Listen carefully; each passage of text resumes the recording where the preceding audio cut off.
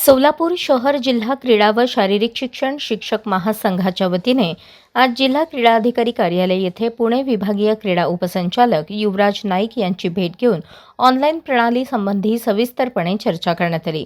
Online प्रणालीस उशीर होत असल्यामुळे त्याचा स्पर्धेवर विपरीत परिणाम होईल, कारण ऑनलाईन प्रणाली आणखी सुरूच झाली नाही। त्यामुळे प्रत्येक शाळेतील क्रीडा शिक्षकांना प्रत्येक खेळाडूची ऑनलाईन माहिती भरावी लागणार असल्याने त्यासाठी खूप वेळ लागतो।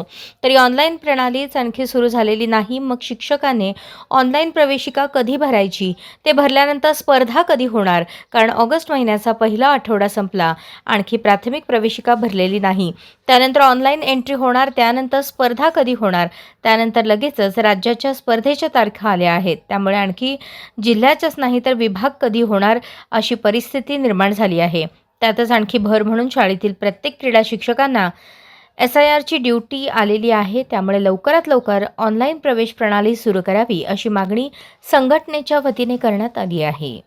अशाच नवनवीन अपडेटसाठी जनता राज्य न्यूज चॅनलला सबस्क्राईब करा, लाईक करा आणि शेअर करायला विसरू नका।